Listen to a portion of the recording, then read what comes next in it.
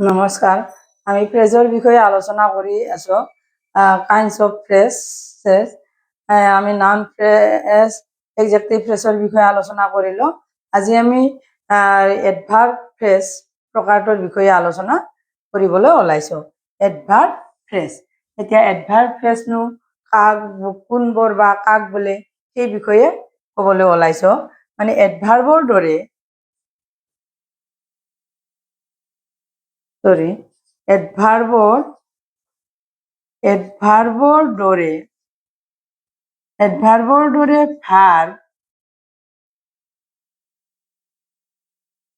এডভাৰ্বৰ দৰে ভাৰ্ব বা এডজেক্টিভক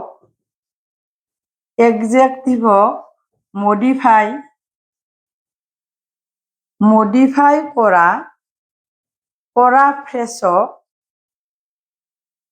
ফ্ৰেজক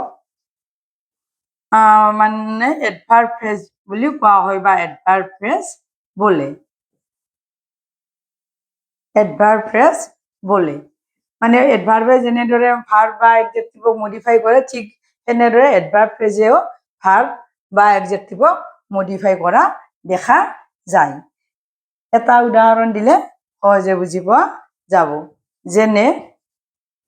যেনে দি থিপ বা দা থিপ কেম এট নাইট।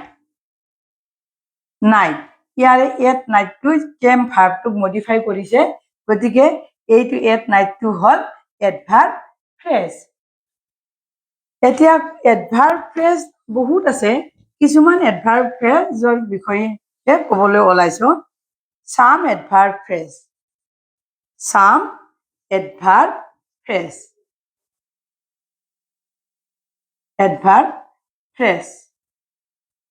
এতিয়া আমি এট নাইটটো ইতিমধ্যে ক'লো, সেইদৰে at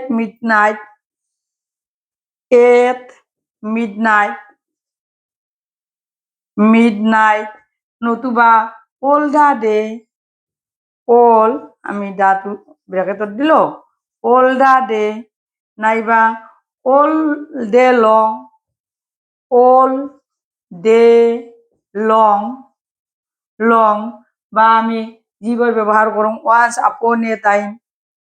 once upon a time, নতুবা in ancient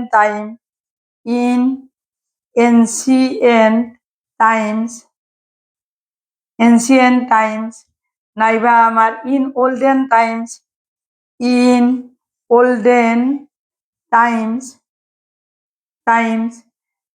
এইবোৰ আমাৰ এডভাৰ্ব ফ্ৰেজ। তাৰোপৰি আমি ক'ব পাৰোঁ এট লাষ্ট বা এট লাষ্ট নাইবা এট লেংথ,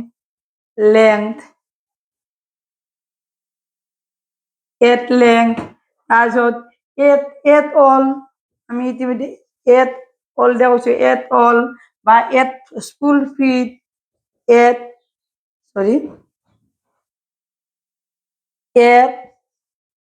ফুল স্পিড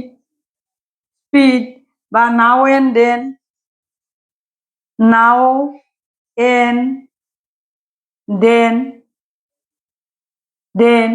তাৰোপৰি আমি ক'ব পাৰোঁ ফাৰ এণ্ড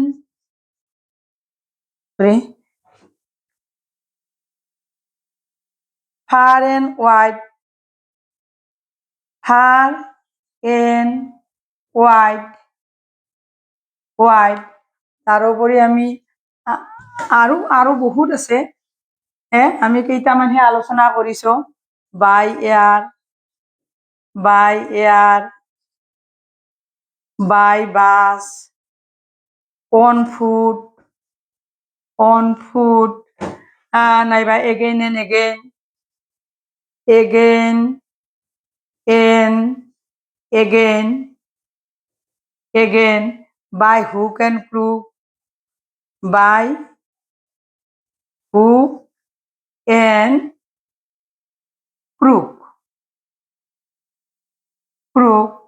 one by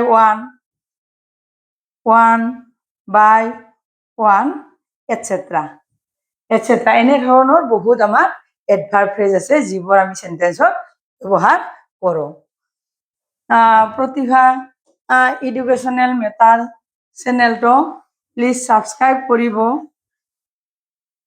ছাবস্ক্ৰাইব কৰিব ভিডিঅ'টোত লাইক এটা দিব লাইক লগতে কমেণ্টছ আৰু শ্বেয়াৰ কৰিবলৈ মই অনুৰোধ